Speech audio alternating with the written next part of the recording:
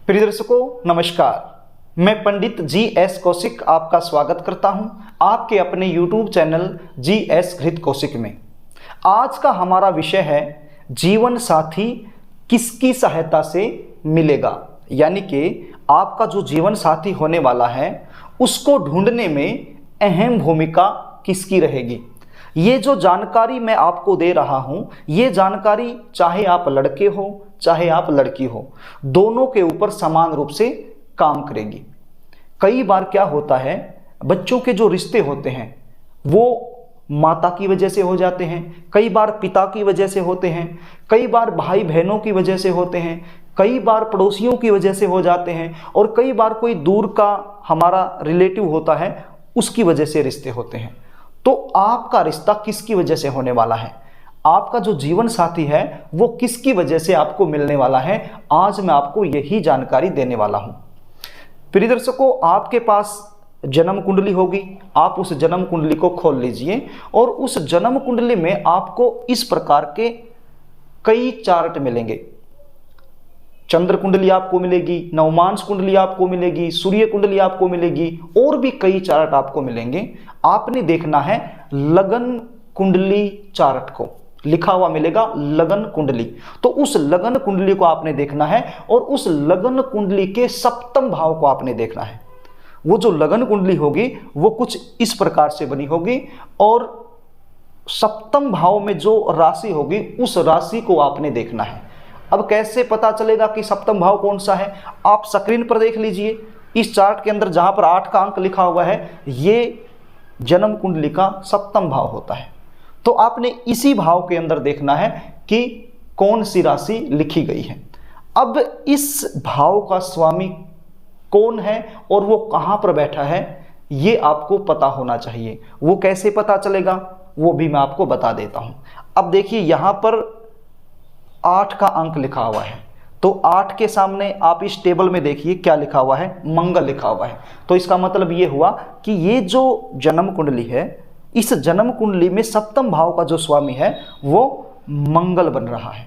तो आपकी जो जन्म कुंडली है उस जन्म कुंडली के सप्तम भाव में 1 से लेकर के 12 तक कोई भी अंक लिखा हो सकता है। अब आप ये देख लीजिए कि कौन सा अंक लिखा हुआ है। मान लीजिए यहां पर 1 लिखा है आपकी जन्म कुंडली में सप्तम भाव में, तो फिर यहां के स्वामी कौन बने, आप इस टेबल में देखिए।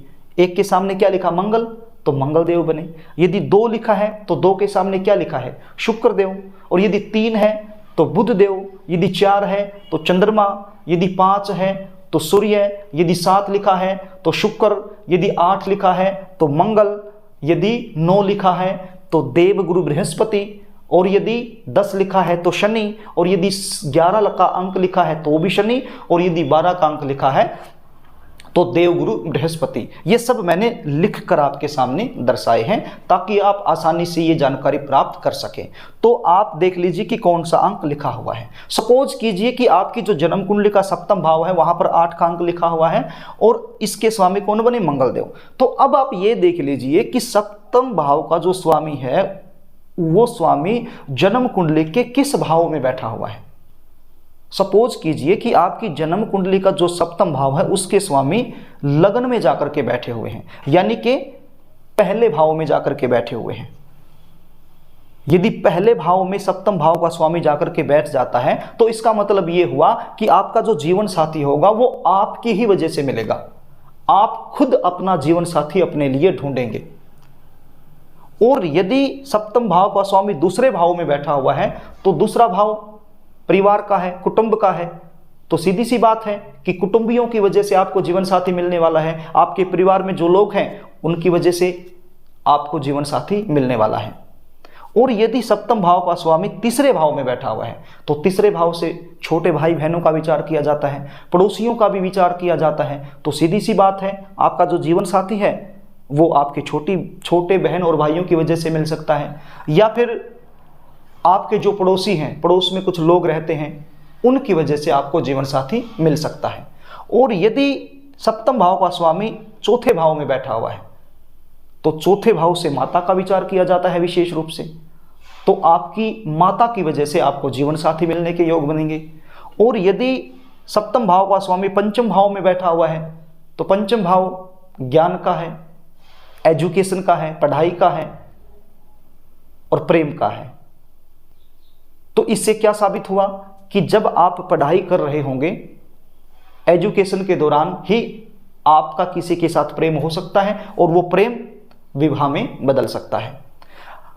अगर सप्तम भाव का स्वामी छठे भाव में आकर के बैठ जाए तो छठा भाव मामा का, बुआ का, मौसी का, इन चीज़ों का विचार यहाँ से किया जाता है। तो सीधी सी बात है, आपके जो मामा हैं उनकी तरफ से आपके लिए रिश्ता आ सकता है, या फिर आपकी जो बुआ है, मौसी है, वो आपके लिए कोई न कोई रिश्ता लेकर आ सकते हैं। अब यदि सप्तम भाव का स्वामी सप्तम भाव में ही बैठा हुआ है तो सप्तम भाव से विशेष रूप से विवाह का विचार यानी पत्नी का विचार किया जाता है और व्यापार का भी विचार किया जाता है। हो सकता है कि आप कोई व्यापारी हैं, आप व्यापार कर रहे हैं, तो उस व्यापार के दौरान ही आपको कोई न कोई जीवन साथी मिल जाए, या फिर आपका कोई पार्टनर है, उस पार्टनर की वजह से आपके लिए कोई रिश्ता आ जाए। तो ऐसा यहाँ पर समझा जाता है। और यदि सप्तम भाव का स्वामी अष्टम भाव में जाकर के बैठ जाए तो अष्टम भाव से तो बुरी बुरी चीज़ों का विचार किया जाता है, डॉक्टर का, अस्पताल का, दवाइयों का, गुप्त विद्याओं का।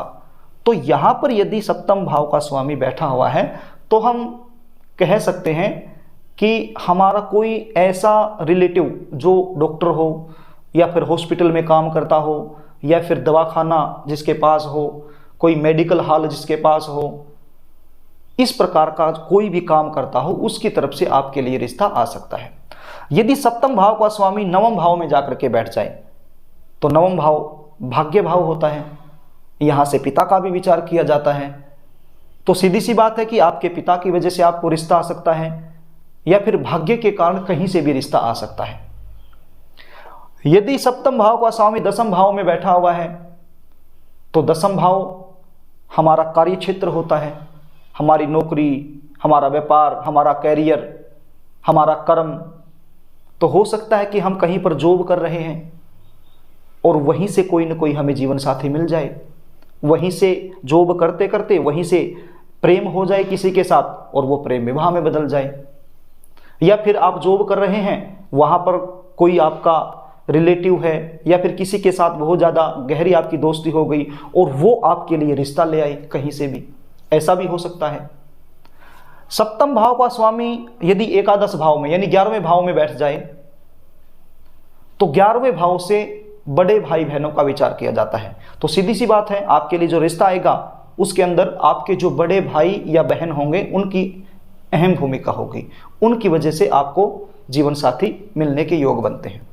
यदि सप्तम भाव का स्वामी द्वादश भाव में यानी 12वें भाव में जाकर के बैठ जाए तो यहां पर आप ऐसा समझ सकते हैं कि आपका कोई दूर का रिलेटिव, आपका कोई दूर का रिश्तेदार आपके लिए रिश्ता लेकर आ सकता है।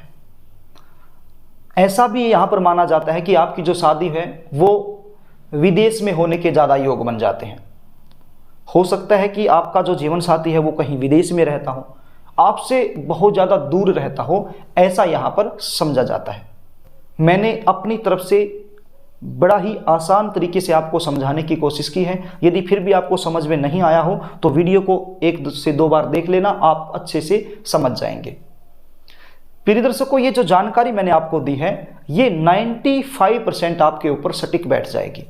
100% नहीं कहूँगा, क्योंकि 100% तो केवल परमपिता परमेश्वर है, हम नहीं हैं और नहीं आप हैं। ये जो जानकारी मैंने दी है ये 95% आपके ऊपर सटीक बैठ जाएगी। ज्योतिष संभावनाओं को दर्शाता है। ये संभावनाएं होती हैं कि यहां से आपके लिए रिश्ता आ सकता है। अब 100% यहीं से आएगा ये कोई गारंटी नहीं है, लेकिन 99 तो नहीं कहूंगा, 95% जो मैंने आपको जानकारी दी है ये आपके ऊपर सटीक बैठेगी। जो भी मैंने बताया है कहां से रिश्ता आएगा वहीं से आएगा, लेकिन 95% 100% नहीं कहूंगा। तो प्रिय दर्शकों, आशा करता हूं कि मेरे द्वारा दी गई जानकारी आपको अच्छी लगी होगी। यदि जानकारी आपको अच्छी लगी हो तो वीडियो को लाइक कर देना, शेयर कर देना, कमेंट भी कर देना। यदि आप अपनी जन्म कुंडली का विश्लेषण मुझसे करवाना चाहते हैं तो स्क्रीन पर दिए गए व्हाट्सएप नंबर पर आप अपनी जन्म डिटेल मेरे पास व्हाट्सएप कर सकते हैं, मेरे पास भेज सकते हैं और अपनी जन्म कुंडली का सटीक विश्लेषण मुझसे करवा सकते हैं। जन्म कुंडली की विश्लेषण की फीस होती है, वो फीस आपको पे करनी होती है, उसके बाद आपको पूरी जानकारी दे दी जाती है। प्रिय दर्शकों, आज के लिए बस इतना ही, आगे फिर मिलेंगे, तब तक के लिए नमस्कार।